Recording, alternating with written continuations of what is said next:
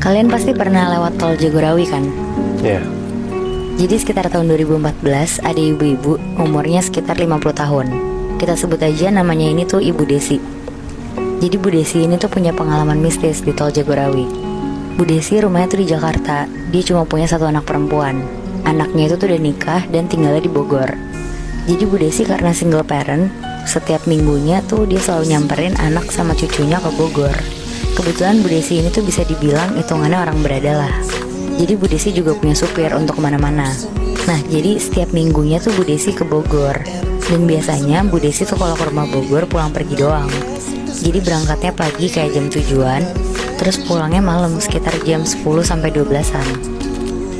Di sana tuh Bu Desi seneng banget karena dia ketemu cucunya. Biasanya mereka nonton film bareng cucunya, terus sesekali juga ke mall di Bogor sama anaknya juga. Ya sebenarnya sama aja sih kegiatannya sama kayak nenek dan cucu pada umumnya. Tapi ada satu hari dimana Bu Desi tuh pulang dari Bogor agak gak enak badan.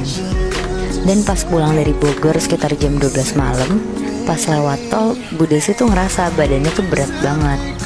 Bahkan sekelibet Bu Desi tuh ngeliat kayak ada perempuan nyebrang jalan di tol.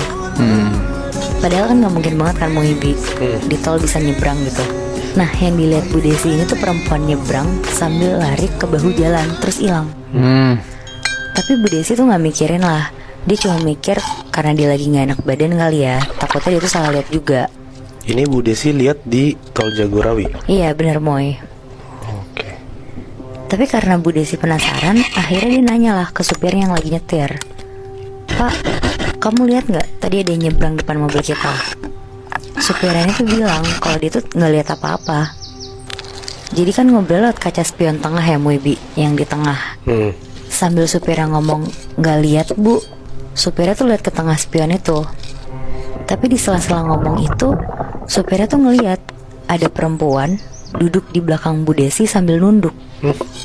Karena supirnya takut, akhirnya supirnya langsung lihat ke depan dan fokus nyetir aja sambil merinding. Berkali-kali dia ngecek ke jok belakang lewat spion itu, masih ada sosok perempuan ini. Gak hilang-hilang. Gak hilang-hilang Moy. Berarti ini posisinya si sosok cewek itu di belakangnya Bu Desi, bukan di sampingnya ya? Iya di Di belakangnya. bagasi berarti ya? Iya Bi, di kursi yang paling belakang, yang ke bagasi gitu loh.